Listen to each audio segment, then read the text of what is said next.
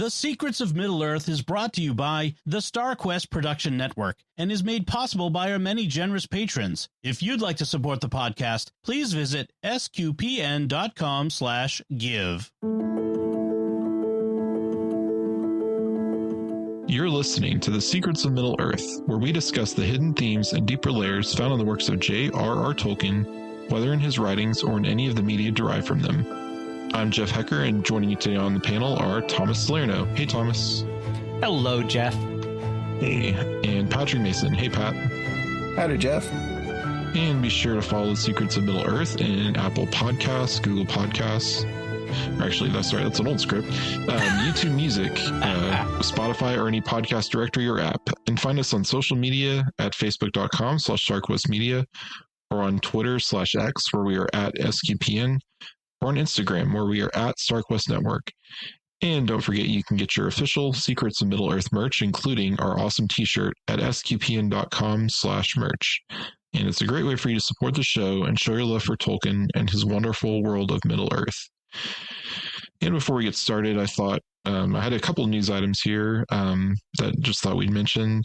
The first was I saw that Andy Serkis in an interview said that The Hunt for Gollum is not actually coming out until 2027. So, we'll have to wait till then to, potentially rip apart a new movie in the Tolkien, Tolkien media derived thing. So, and the other thing I saw was that Jamie Campbell Bower, who, if you saw Stranger Things, he was Vecna in season 4 of Stranger Things, was cast for Rings of Power season 3. And in his X profile, he put the Witch King as his, as his job. So I don't know if that means if he's just trolling, or if he's, saying he's going to play the Witch King, which, would tank my Witch Kimmin of Angmar theory. But yeah, that's what I got. I don't know if y'all, I saw some other casting too, but no one I just knew that he was notable because of, I know him from Stranger Things. So, but I didn't know if either of y'all had any other news items or anything else of note or if y'all had any comments on those. I think Kemen is still live as like a possible Nazgul, even if he's not going to be the Witch King. Nope. Nope. No. No. No, I don't know. I really don't know what they're going to do with Kemen. He just seems so undeserving. Yes, I mean, that is true. I mean, his name means dirt, remember? Yeah. Well, and they tease his fate as, your mother had that prophecy of that you would have a fate worse than death or whatever Farazan said. So, yeah, we shall see. But, we'll find out in the next 2, 3, 4 years, whatever we finally get that season. Because as far as I know, that they've not started any production. So, all right. Well, if no other news items, tonight's topic is Tolkien Reading Day. So, if you were not familiar, Tolkien Reading Day, this is the description from the Tolkien Society website. It is held on the 25th of March each year. The date of the 25th of March was chosen as the date on which the ring was destroyed, completing Frodo's quest and vanquishing Sauron. It has been organized by the Tolkien Society since 2003 to encourage fans to celebrate and promote the life and works of J.R.R. Tolkien by reading favorite passages. And this year's theme is Fellowship and Community.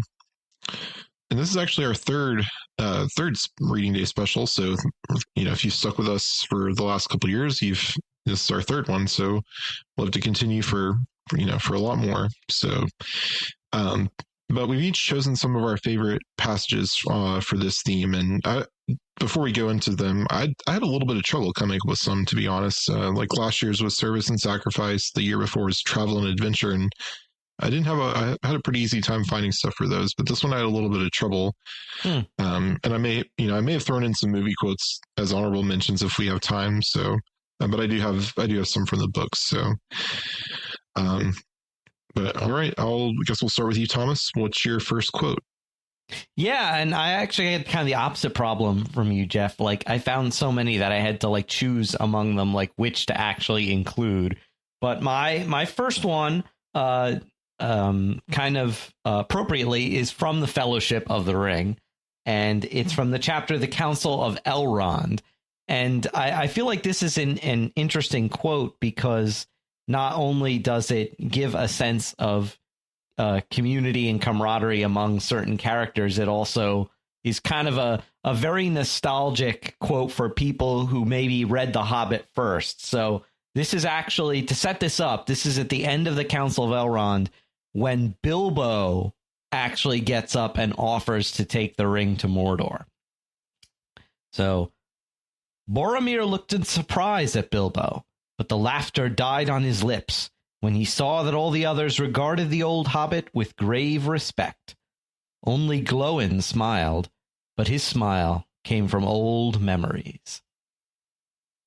And I just love that quote because I feel like if you were someone who like read The Hobbit in 1937 when it first came out, and then waited all those years for like, what was it, the early 1950s when the Fellowship of the Ring was finally published, and you're like, yes, it's this sequel to my favorite book. Like, I feel like that sentence alone would have kicked off like huge nostalgia vibes, you know, like, and I feel like it was meant to do that because like Glóin is having these old memories of his companion Bilbo and all the adventures and dangers and perils they went through together. And I feel like it would trigger that in the mind of the reader, thinking back to The Hobbit and having these fond memories of Bilbo's earlier adventure. And just to see how everyone there, you know, who knew Bilbo at the Council of Elrond has such respect for him because of all in a few lines later, Gandalf calls him a hero, you know. So I really think that it's just a quote that kind of encapsulates that, you know, friendship that a lot of these characters like Elrond and Gandalf and Glóin have with Bilbo. And Bilbo's one of my favorite Tolkien characters, so I had to include something with him. Nice. Yeah, I like that one. And you know, having less familiarity with the books than you do, Thomas, like I had completely forgotten about that line, that there's actually that reference there. So that is really cool. It's like, you know, if it's like longtime fans of a franchise like, you know, the MCU or something, watching, you know, getting references in Avengers Endgame that came from, you know, Iron Man, the first movie or something. Yeah. Mm-hmm. So I am Iron Man. Yeah. I am Bilbo. Snaps. I am the ring bearer. Yeah. Yeah.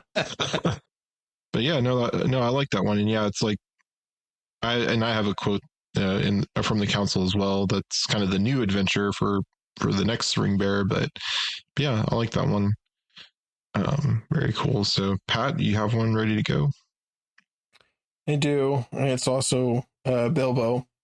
Okay. It's possibly one of, if not my favorite quote from Bilbo, and I'm gonna try not to butcher it. So we'll see if I pull it off. I don't know half of you half as well as I should like, and I like less than half of you half as well as you deserve. Love that. Yeah, so that's from Bilbo's speech on his 111th birthday after he refers to the crowd as a gross, jokingly, and they've already taken offense. And then he says this. Vulgar expression. Yeah. Nobody knows how to take him or what it means. Everybody's sort of stumped. And but I love it as a quote because it's so very true about communities in general. You find that there are, you know, there's a lot of people you like and you know you would like better if you had more time with them, but you know you have to kind of pick and choose who you can spend your time with. There's only so much in the day. And at the same time, there's other people that you don't like and that you realize you probably should like them better.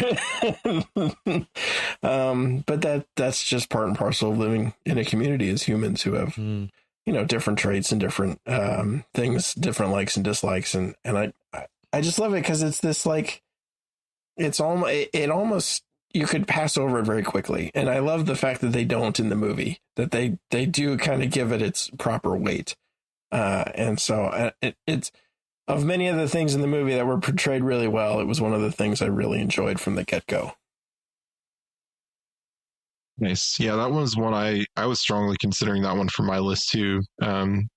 So yeah, that is a good one. And yeah, the party scene is, I mean, I was trying to find something for the discussing like the community of the Shire, or, you know, the Green Dragon or something, but there's not as much that I really called to me on that. But yeah, that is a good one. So all right, well, I guess I will go for my first one. So mine is also it's not a quote from Bilbo, but it's a quote to Bilbo, and this is from The Hobbit.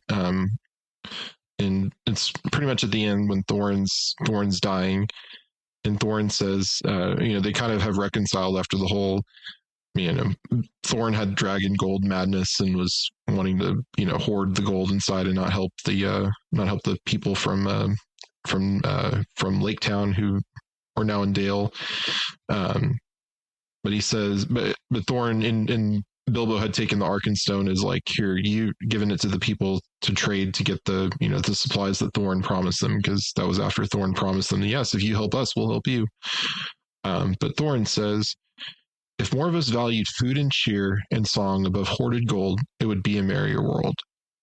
And, you know, I've talked before, like I enjoy good food, good drink, you know, in moderation and all that. So like, I think I would be a hobbit probably if I could choose where I would land in the Middle Earth, you know, in the Middle Earth world. If I could choose my role, I would choose a hobbit probably, because they just get to, they kind of just get to enjoy life and enjoy that community and fellowship. But I think that's something that, you know, this quote from Thorin, he's on his deathbed, he's realizing like this gold, you know, I can't bring this gold with me as I'm dying, or, you know, it won't do me any good as I'm dying. And he's, you know, unfortunately realizing that too late, but he does realize it. And yeah, and I just love that, because it's like you said, Pat, it's the people you choose to spend your time with that is kind of the real, you know, it's the friends we made along the way, as we like to joke sometimes, is the real treasure of Middle Earth. But the real Iluvatar. Wait, no.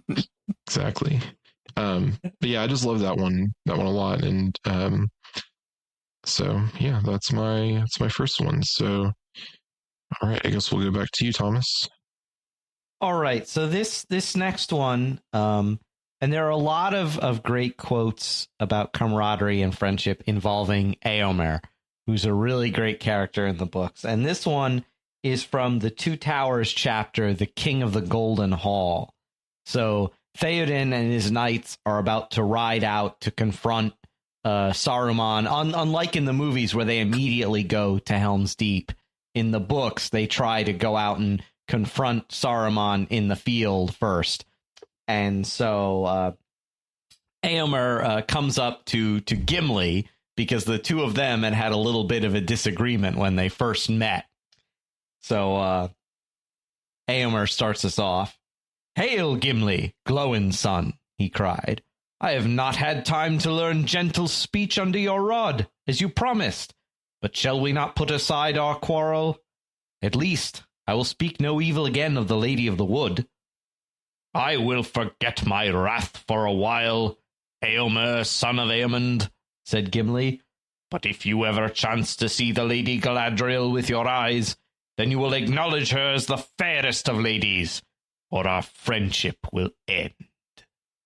"So be it," said Éomer.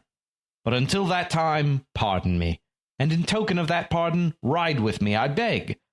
Gandalf will be at the head with the Lord of the Mark, but Firefoot, my horse, will bear us both, if you will." "I thank you indeed," said Gimli, greatly pleased. "I will gladly go with you. If Legolas, my comrade, may ride beside us." "It shall be so," said Éomer. "Legolas upon my left, and Aragorn upon my right, and none will dare to stand before us." So yeah, that's just so awesome. I love that idea of, you know, Éomer and Gimli, Legolas and Aragorn all riding into battle together, and none will dare to stand before us. You know, it's that comrades in arms kind of thing, which is really cool. You know, like there's kind of an Avengers Assemble kind of thing about that quote. So yeah, I enjoy that a lot. And I like just the whole thing of, and that bit with Éomer and Gimli burying their quarrel about Galadriel will come up later in The Return of the King, when Éomer finally does see the Lady Galadriel, but cannot name her the fairest of ladies because he picks Arwen over Galadriel, and Gimli accepts that as he's like, you have chosen the evening, but my love is given to the morning.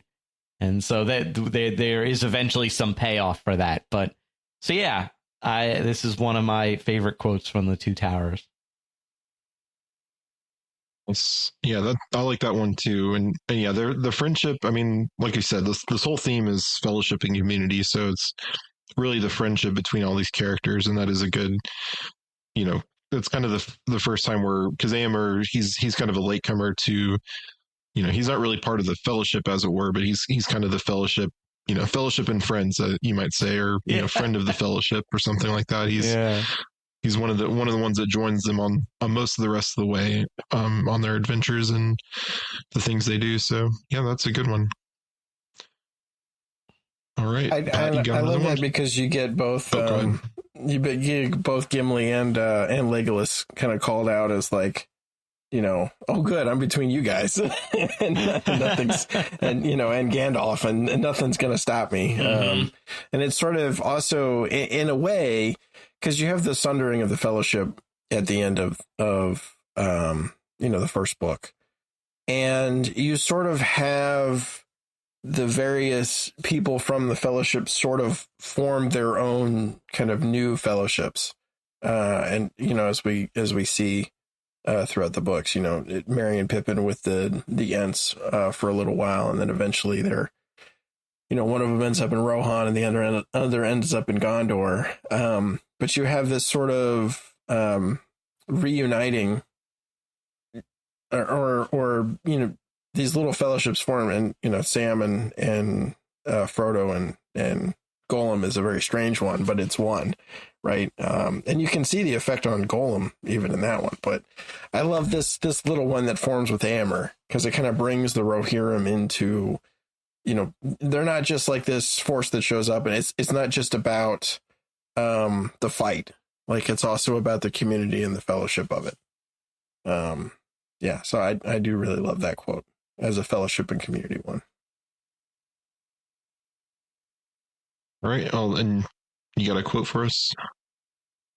I do. So my quote is from The Children of Hurin, and this might seem strange, but I like it as one.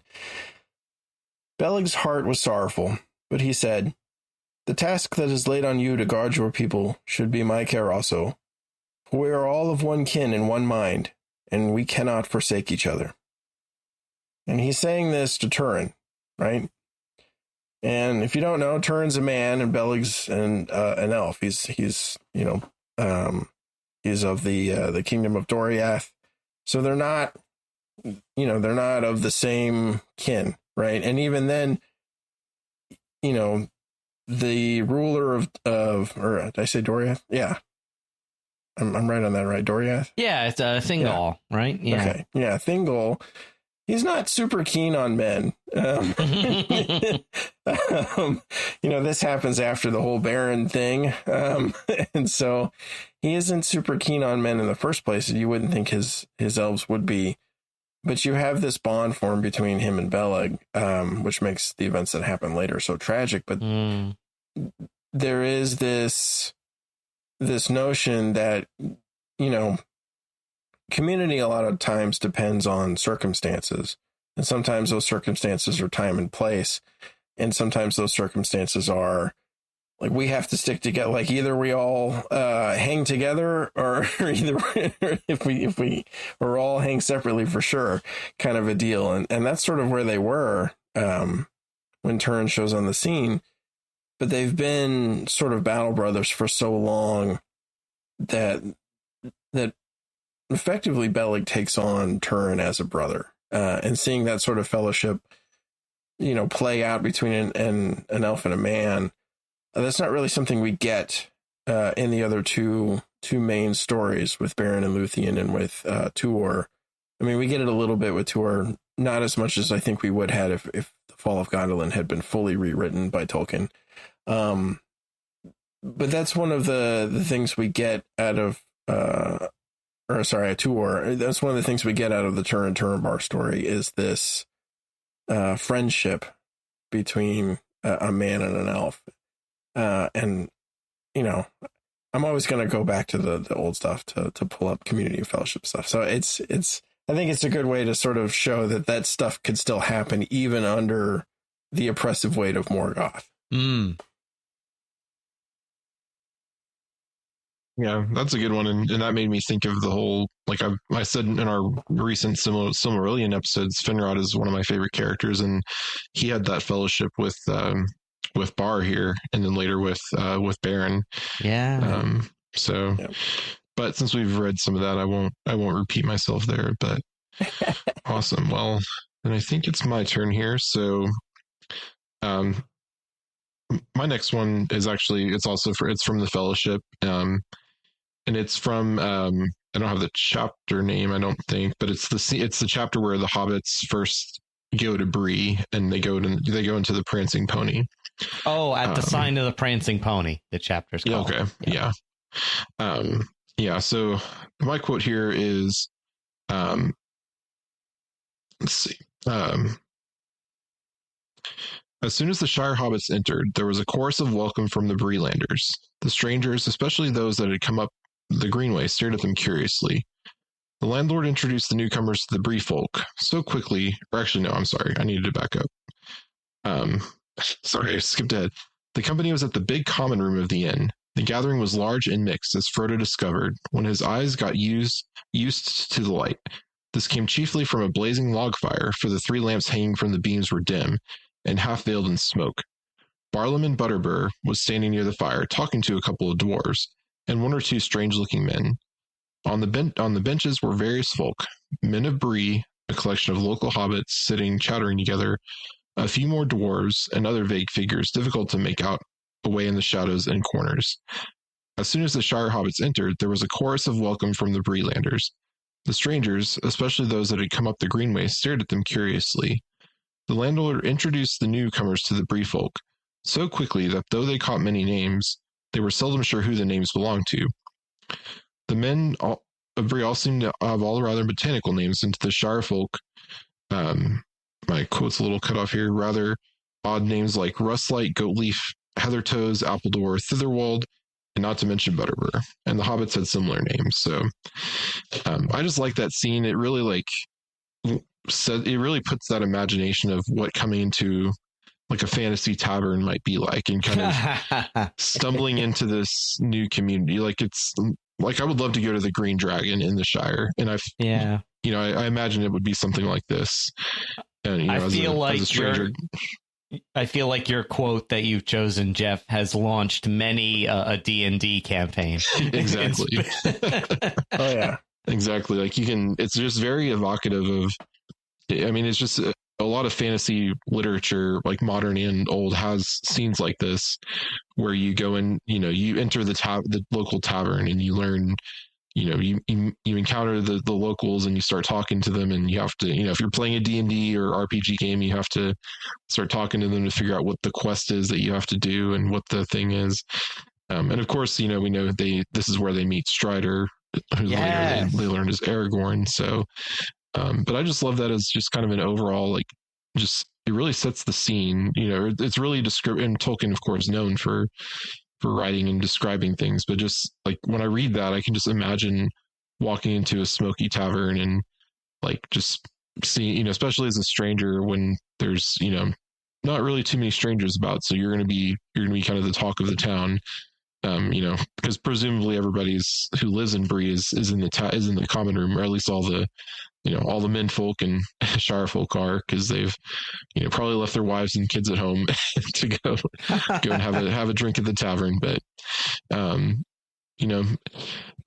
but I just enjoy that so much, and like it just embodies, like, I would love to go into a tavern like that one day and just experience like what that might be like. So if I ever get to New Zealand, I think the Green Dragon is a location you can actually visit. I think it is operated as a brewery or tap, or at least there's something like that there in where they filmed. So And now I'm not Oh. going to be able to get the tavern music from Skyrim out of my head. Yeah. Well, and it's something we don't have an experience here typically in the US, because most of our drinking establishments are bars, which are basically you've taken the public house and you've removed the seating and the food and all that, and you've turned it into just a drinking establishment.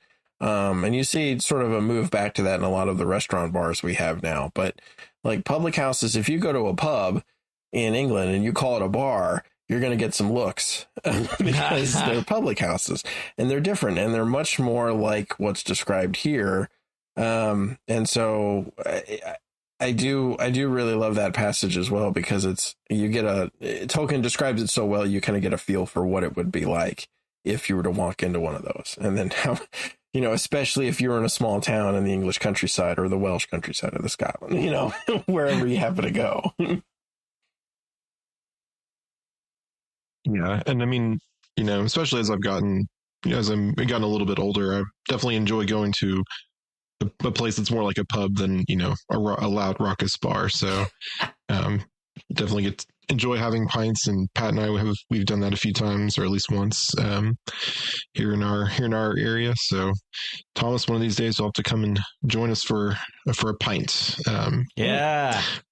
But all right. Well, I think it's your turn again, Thomas. So if you have a quote for us. All right. And Pat, you mentioned how the fellowship gets broken up into these kind of smaller fellowships who almost bring in new members. And so my next one involves Merry and Pippin and Treebeard. And this is after the storming of Isengard, the deposing of Saruman, and Gandalf is going to, lead the rest of the members of the fellowship on their next adventure. So Merry and Pippin have to say farewell to Treebeard. So Gandalf starts us off. I fear I must take your gatekeepers from you, but you will manage well enough without them. Maybe I shall, said Treebeard, but I shall miss them. We have become friends in so short a while that I think I must be getting hasty, moving backwards towards youth, perhaps. But they are the first new thing under sun or moon that I have seen in many a long, long day. I shall not forget them. I have put their names into the long list. Ents will remember it. Ents the earthborn, old as mountains, the wide walkers, water drinking, and hungry as hunters, the hobbit children, the laughing folk, the little people. They shall remain friends as long as leaves are renewed. Fare you well. But if you hear news up in your pleasant land, in the Shire, send me word. You know what I mean. Word or sight of the Entwives. Come yourselves if you can. We will, said Merry and Pippin together, and they turned away hastily. Treebeard looked at them and was silent for a while, shaking his head thoughtfully. And that was from the chapter The Voice of Saruman from the Two Towers. And I just like how, I like how Treebeard says we've become friends in so short a while. It's very un-Entish to, just accept new people very quickly. But something about Merry and Pippin, or maybe even something about hobbits, seems to mesh well with Ents. Maybe it's the kind of hobbit regard for all growing things and all things natural that maybe hobbits and Ents almost have kind of a, simpatico natures, I guess. But yeah, like if you think about it, they only met Treebeard a few days ago, and to an Ent, that's like, a passing instant, and they're already like very, very good friends. So I enjoy this quote a lot. Yeah, that's a good one. And but they don't want to let him know that they have the pipe weed, because they it might be a distant relative of his. Yeah, No, Treebeard is great. And, I love the adaptation part of the movies, or the adaptations where with Merry and Pippin and Treebeard and some of the fun shenanigans they get up to. So yeah, that's a good one. All right, Pat, I think you're up next if you have one. All right. This is from The Lord of the Rings: The Fellowship of the Ring. Inside the hall, there was piled a large assortment of packages and parcels and small articles of furniture. On every item, there was a label tied. There were several labels of this sort. For Adelard took, for his very own, from Bilbo, on an umbrella. Adelard had carried off many unlabeled ones. For Dora Baggins, in memory of a long correspondence, with love from Bilbo, on a large wastepaper basket. Dora was Drogo's sister and the eldest surviving female relative of Bilbo and Frodo's. She was 99 and had written reams of good advice for more than half a century. For Milo Burrows, hoping it will be useful, from BB, on a gold pen and ink bottle. Milo never answered letters. For Angelica's use, from Uncle Bilbo, on a round convex mirror. She was a young Baggins, and too obviously considered her face shapely. For the collection of Hugo Bracegirdle, from a contributor, on an empty bookcase. Hugo was a great borrower of books, and worse than usual at returning them. For Lobella Sackville Baggins, as a present, on a case of silver spoons. Bilbo believed that she had acquired a good many of his spoons while he was away on his former journey. Lobelia knew that quite well. When she arrived later in the day, she took the point at once, but she also took the spoons. Yes. Oh, I'm so glad you picked this one, Pat. This is one of my favorite passages. I always get a kick out of it. No, it never gets old. I love it. It's such a great insight into Bilbo as just a regular person, right? Mm-hmm. Like, we have Bilbo sort of as this adventurer and thief and reluctant adventurer, and then unreluctant adventurer who has to get talked out of going on adventures later. But this is a whole testament to the 111-year life with a couple of brief moments of being gone that he lived in the Shire, and all the people he knew and the community they had together, and the fact that he could rib them with these sort of jokes. Gifts. Yeah. And that, I think when you have a community and a fellowship, when you really do know and trust and love each other, you get to the point where you can say some things that, if taken out of context, they would sound really mean. But everybody knows it's a joke, and they think and everybody laughs, and they know it's funny. And I think that's, it's perhaps one of the graces of fellowship, but it's also one of the hallmarks. It's something you can tell if you look at a group of people and they're all ribbing each other and no one's getting angry or mad, and it just sort of flows. Then you understand, okay, they really do have fellowship amongst themselves. Yeah, we actually do this in our family. We give a real gift, but then there's usually some gift or card that's just there to rib the person and be a joke. So that's awesome. Yeah, I love it.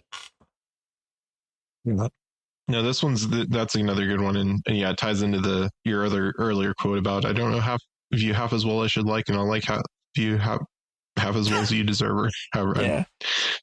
Don't know if I got it right there, but that's a hard one to read. Yeah, it's a tongue twister. Yeah. Well, and I was doing it from memory too. I didn't even have it in front of me. So, but it's because like you said, you don't really think about Bilbo having lived. I mean, they mention he's lived a long life, but you don't really think it. Not often that you really think about it, of like how he would have been in the Shire, not really going, maybe going to Bree sometimes, maybe taking a few shorter adventures here and there, but he's there for the most part, and kind of, like you said, building up that community around him, and corresponding with people, and yeah. So, all right, well, I'll go to my next one here, and I have to say thank you, Thomas, for letting me steal it from me. So that was quite fellowship of you, I should say. I don't know if that's a word, but all right. But this is from the Council of Elrond. Frodo says, but it does not seem that I can trust anyone, said Frodo. Oh, it's actually from A Conspiracy Unmasked. Oh, That's okay. what it's from. Yeah. Okay. You can trust us to stick to you through thick and thin, to the bitter end. And you can trust us to keep any secret of yours closer than you keep it yourself. But you cannot trust us to let you face trouble alone and go off without a word. We're your friends, Frodo. Anyway, there it is. We know most of what Gandalf has told you. We know a good deal about the ring. We are horribly afraid, but we are coming with you or following you like hounds. And I just like that. That just captures the hobbits who are these, to all appearances, they're, the meekest creatures. They're going to run away from you. They don't really have any courage, but they surprise you in these unexpected ways. And having been friends, for I think most of their lives, for between the four of them, or at least between, Merry, Pippin, and Frodo, and then Sam's, there as well. I just love that they're not going to abandon each other, that Merry and Pippin and Sam will help Frodo do whatever he needs to do to accomplish this quest. And, and ultimately, Merry and Pippin, and this may be more from the movie, but they see Frodo trying to leave, and they're like, we want to come with you. We don't want to let him go alone. But they sacrifice themselves to give Frodo that chance to get away by, distracting the Uruk-hai. So, I just love that they're, in especially the hobbits having not really been on a lot of long adventures. Like the furthest they've been is, maybe to Bree at the most. And I don't even know if any of them had been to Bree before, but they go all the way to Mordor they go all the way to Mordor together, and they split apart for a while, but then they're brought back together. So yeah, I just like that one a lot. So there is actually a similar quote. I think it's either in the Council of Elrond or the chapter right after, where Elrond's putting together the 9 walkers, and he originally doesn't want Merry and Pippin to go with them. He wants to send them back to the Shire, and Pippin says, if you don't let me go, he says something like, if you don't let me go, you'll have to lock me in prison or send me home tied in a sack, because otherwise I will follow the company. And Elrond's just like, he sighs and is just like, very well, then you shall go. So I was like, you can't stop Merry and Pippin from helping their friends. So. Or if in the movie it's after Frodo announces he's going to go, you see Merry and Pippin just come running in from off screen because they were listening the whole time when they shouldn't have been. Right, yeah. And then Pippin, of course, doesn't know where they're going and doesn't know what they're doing, but he's just going along for the ride. So. Great, where are we going? And then it cuts. That's one of my favorite parts of the movie. Yeah. Yeah, and I remember in the multiple DVD, back when you couldn't put the extended edition on a single DVD. Oh, yeah. That's where the first DVD cut off. Yeah, and you had to switch the DVDs. Old problems. The sort of delving into the tenacity of the hobbits, and their willingness to pretty much go the distance. Or at least to commit to it, whether they realize what they're committing to at all. But we see that just play out again and again and again. And it sort of kind of has its start here. Yeah. Those hobbits, pretty brave and pretty remarkable creatures. So, all right. Thomas, do you have another one for us, or one more for us? Yeah, I have another one. This is from The Return of the King, the Battle of Pelennor Fields, where Aragorn has just arrived in the Black Ships. Unlike in the movie, he did not bring the undead army with him, but he has brought a lot of soldiers with him to help win the battle. Yeah, I know, right? But he has brought a lot of soldiers with him. Army. This army. Right, yeah. No, it's great, yeah. But, he has brought an army with him, and he meets Éomer, who is about to get overrun by the forces of Mordor. And so at length Éomer and Aragorn met in the midst of the battle, and they leaned on their swords and looked on one another and were glad. Thus we meet again, though all the hosts of Mordor lay between us, said Aragorn. Did I not say so at the Hornburg? So you spoke, said Eomer. "But hope oft deceives, and I knew not then that you were a man foresighted. Yet twice blessed is help unlooked for, and never was a meeting of friends more joyful." And they clasped hand in hand. "Nor indeed more timely," said Eomer. "You come none too soon, my friend. Much loss and sorrow has befallen us. Then let us avenge it, ere we speak of it," said Aragorn. And they rode back to battle together. So yeah, another, Battle Brothers kind of bromance scene between Aragorn and Eomer. Just great. I love these two guys, the two great kings of men, leading the battle together. Like the thing where it says where they clasp hand in hand. I can't help of thinking that thing from Predator, where Arnold and like they clasp hand in hand. Yeah, Carl Weathers and Arnold Schwarzenegger. Yes, yeah. Yeah, great stuff. Well, I love it too because it's a showcase of the future of Gondor and the future of Rohan, right? Because Theoden has fallen in battle. I don't know. I don't remember if his death scene is yet. It's happened. Yeah. And So Aragorn's going to be taking the throne in Gondor, and so you have the two, future rulers of Gondor and Rohan meeting in the middle of the battle that sort of establishes their rule, over these realms. And it's sort of the battlefield, reestablishment of the friendship between the two realms that harkens all the way back to the swearing of the oaths at the Tomb of Elendil? Which I had thought about doing that quote again, but I was like, I did that last year. But this is a good sort of forward version of that had been, sworn already. Yeah. And it's, and this isn't a quote from the book, of course, but I love it's kind of also mirrored in Aragorn's speech in the movie Return of the King at the Black Gate when he says, "Knights of Gondor, of Rohan, my brothers." So there's like you said, they've already established that everlasting friendship, from the original oath, and even though there was a little bit of an interruption there with Denethor doing his crazy thing, and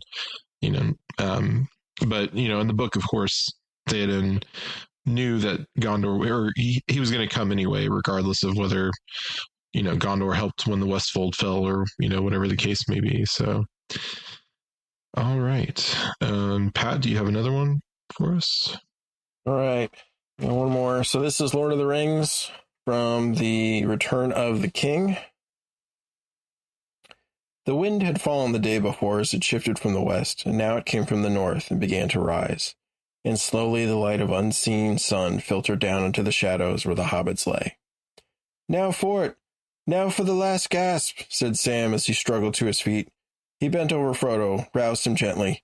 Frodo groaned, but with a great effort of will he staggered up, and then he fell upon his knees again. He raised his eyes with difficulty to the dark slopes of Mount Doom towering above him, and then pitifully he began to crawl forward on his hands. Sam looked at him and wept in his heart, but no tears came to his dry and stinging eyes. "I said I'd carry him if it broke my back," he muttered, "and I will. Come, Mr. Frodo," he cried. "I can't carry it for you, but I can carry you, and it as well. So up you get. Come on, Mr. Frodo, dear. Sam will give you a ride. Just tell him where to go, and he'll go." I don't know what better Fellowship quote you can come up with. I got to be honest. Yeah. This is the very end. I think in the movies they just pare it down to if I can't carry it for you, but I can carry you. And it's one of my favorite scenes from the movie, one of my favorite scenes from the book, where Sam, I can't, like, I see my friend falling and I have to help him. And that's sort of I think, if we start with what Mary says at the beginning of the adventure, which is, "We're coming with you no matter what, even though we're very fearful." And then we get to the end and it's, we're seeing this through. Like, even if I have to drag you on my back, we're going to get there. Yeah. Wow. Yeah. Yeah. Then nothing else I could have added does justice to that one. Yeah. And it just showed that is, too, the culmination of this, brotherly relationship that's been, established between Frodo and Sam for the whole book, before the adventure, through the adventure, now into the very depths of despair. They keep going. And even after it's over, when Sam's still willing to go on, when it looks like they're going to die at the mountain after the ring is destroyed, he's like, well, can't we just move a little bit further from here, this from the cracks of doom, and just get a little bit away. Yeah. Frodo's like, okay, whatever you want to do, yeah. Nice. Yeah, no, that is, yeah, it's hard to beat that quote as for Fellowship and Community, like you said. Yeah, just really summarizes and kind of encapsulates Sam as a character in his relationship with Frodo. He's like, I can't do the, the hardest thing, but I can do the next hardest thing, in this case. So awesome. Well, I don't have another book quote. I did kind of cheat again, and I have a quote from the Two Towers movie, which is, as we were kind of chatting, it's kind of a amalgamation of quotes from the book. Yep. But I think it's appropriate here. But this is before, this is in Two Towers at the end, so, which of course doesn't end in the same place as the book ends. But it's when Sam and Frodo are being led by Gollum into Mordor. But Sam says, I know it's all wrong. By rights, we shouldn't even be here, but we are. It's like in the great stories, Mr. Frodo, the ones that really mattered. Full of darkness and danger they were. And sometimes you didn't want to know the end, because how could the end be happy? How could the world go back to the way it was when so much bad had happened? But in the end, it's only a passing thing, this shadow. Even darkness must pass. A new day will come, and when the sun shines, it will shine out the clear. Those were the stories that stayed with you. That meant something, even if you were too small to understand why. But I think, Mr. Frodo, I do understand. I know now. Folk in those stories had lots of chances of turning back. Only they didn't. They kept going, because they were holding on to something. Frodo says, what are we holding on to, Sam? And Sam says, that there's some good in this world, Mr. Frodo, and it's worth fighting for. And I think that just kind of summarizes, even if it's not Tolkien, it's definitely the spirit of Tolkien.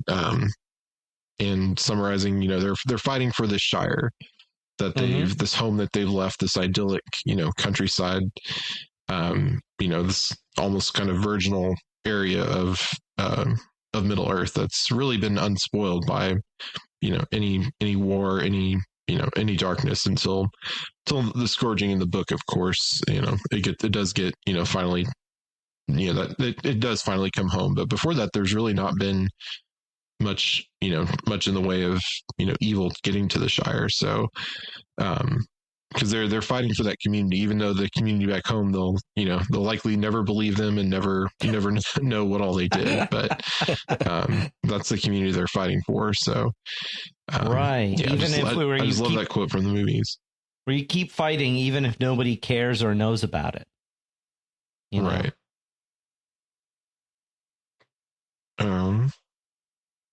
Well, did you have any more or any other honorable mentions or anything, or?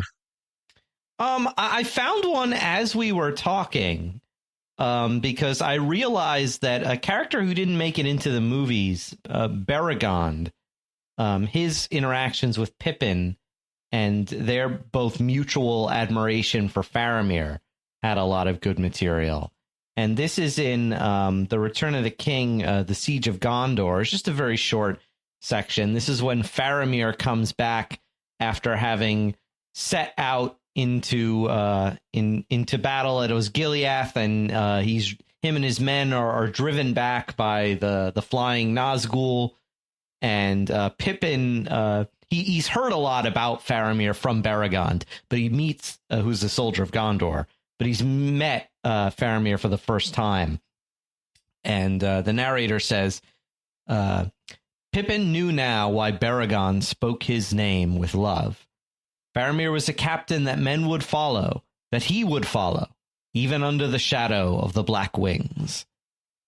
And that's kind of like, that Faramir has that leadership quality, like men would follow him to hell and back kind of thing that, that Aragorn or Éomer also have, or outside of the Middle Earth Legendarium, like somebody like Captain America or something, that heroic character that just inspires, that their leadership is just so palpable that they inspire, men to follow them, and just thinking about Tolkien's, World War I experience, it's possible he knew officers like that, because you had to be able to convince men to go over the top, to go over those trench walls and out into no man's land. And if you weren't willing to do it yourself, why should anybody else do it? So I feel like that ties into Tolkien's personal experiences. And I know he said that, Faramir drew a lot into Faramir from his own life and his own personal experiences and things that he knew. So. Yeah, no, it's a great one. And yeah, Faramir is he's one of my favorite characters as well. So I always love to hear about Faramir and how, honorable and cool he is. And so. And I also just like that Baragon risks his life and station to save Faramir's life from being burned. And later, instead of being put to death, which was would have been the normal punishment for spilling blood in the hallowed places and leaving his post, Aragorn he's like, well, I'm going to banish you from the city, but that's only so that I can promote you to be the captain of the personal guard of Faramir. And I'm like, that's great. I love it.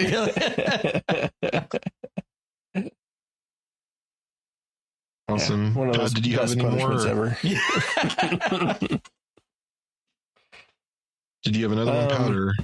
Yeah, I had an honorable mention. So this is, Okay. I don't know if this was actually in the books or not. Okay. But I know it's from the movie. And this is Gimli. I never thought I'd die fighting side by side with an elf. What about side by side with a friend? I could do that. Yeah. And that's Gimli and Legolas. And it's just sort of it's the show, and it's what I would call, I would wrap up in, like the magic of the Fellowship, because you have this friendship formed between these two. I'm not going to call enemies, but people who did not trust each other and did not really like each other from the very get-go. And you have this sort of trusting friendship that blossoms into a real deep friendship, once we get to the end of the story. And you see this sort of play out with almost anybody that the Fellowship interacts with. We talked about Treebeard, we talk about Éomer, we talk about anybody who kind of gets folded into the Fellowship has this sort of bond-forming experience. It's almost even enough to save Gollum. Not quite, but almost. Yeah, and I had thought about that quote too, as well, when I was trying to come up with some. But because that's their friendship in the movies. It's just a lot of fun, seeing them go from kind of like you said, not really enemies, but maybe like rivals, or at least kind of a strange kind of cousins maybe or something. But seeing how they kind of come together and in the end, and especially if you read the appendices and seeing like they're basically friends for the rest of Gimli's life, and even go to the Undying Lands together. Gimli will not live forever there, unfortunately, but he'll get to live for a time and get to maybe see it before he goes to the halls of stone or wherever he goes. So, or like meet Owlet, would he be like the first dwarf since like Durin to like meet his creator? That's wow, like face to face while he's alive. That's like they say, it's a great grace that was granted to Gimli. Yeah. There's They put him after he Awesome. dies. Oh, we're gonna put him with Finway's first wife, whose body's still there. That's a callback to a previous episode, folks. Yeah. Are they sleeping? You know, it's like Definitely a better elf dwarf relationship than we saw in the Hobbit movies. So there's our contractual reference. Yep. There we go. I think we missed it in Beren and Luthien Part 1. So we have to pay our penalty fee to repay the royalties for that episode. All right. Well, did y'all have any other quotes or anything else you wanted to say about this topic before we kind of close out? Oh, yeah. I guess we can't end without mentioning of Gandalf's sort of final farewell to the Fellowship, right? Where he's like, here, friends, on the shores of the sea comes an end to our fellowship in Middle Earth. Go in peace. I will not say do not weep, for not all tears are an evil. And I still, every time I read that, man, that gets to me. I'm not crying. I'm not, I'm not crying. It's dusty in here. Yeah. Shut up.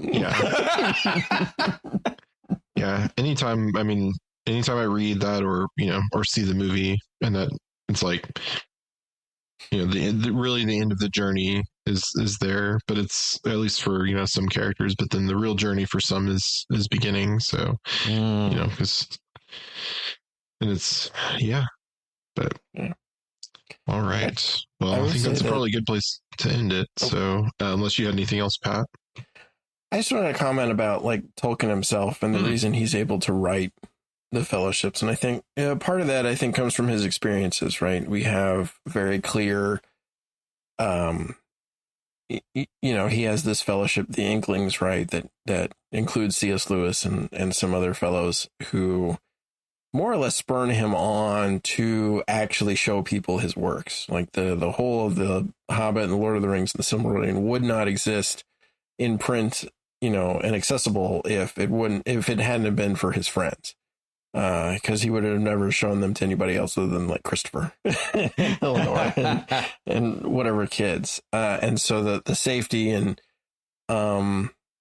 community provided by that group, and it harkens back to earlier days. He had a group of friends with him at effectively boarding school, I think was what we would call it now. Mm-hmm. That lasted all the way through the war. Unfortunately, it was more or less shattered by the war.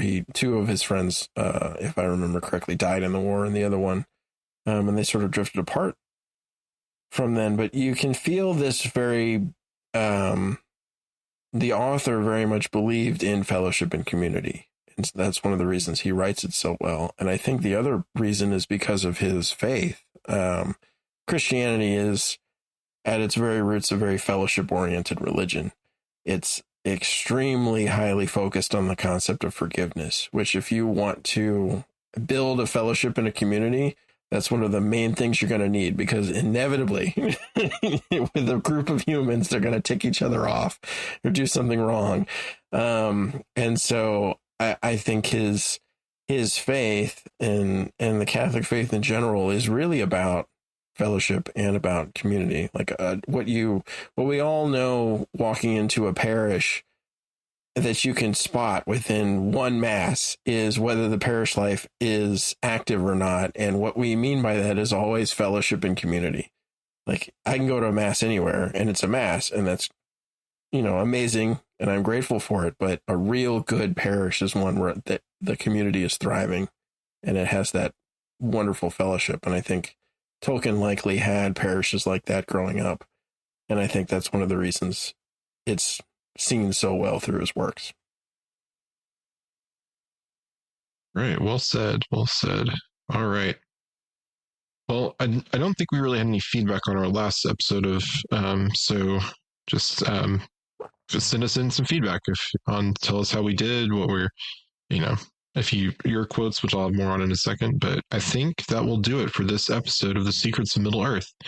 We'd like to take a moment to thank our patrons who make this show possible, including Kimberly S., Merrick Y., David H., John S., and John V. Their generous donations at sqpn.com/give help us to continue to create the Secrets of Middle-earth and all the shows at StarQuest. You can join them at sqpn.com/give. Now we'd love to hear from you, our listeners. What did you think about our Reading Day quotes? Do you have any favorite Tolkien passages about fellowship and community? Or how are you celebrating Tolkien Reading Day? You can let us know at sqpn.com/middle-earth, on our Facebook page or on Twitter. Send an email to middleearth@sqpn.com, or come for fellowship and community in our channel on the StarQuest Discord server at sqpn.com/discord. So join us next time as we continue to discuss the works of J.R.R. Tolkien, and until then, Patrick Mason, thank you for joining in this fellowship, sharing the secrets of Middle-earth. You're very welcome. Thanks for having me on. And thank you, Thomas Salerno, for the community as well. Thank you, Jeff. And I'm Jeff Haecker. Thank you for listening to the Secrets of Middle-earth on StarQuest.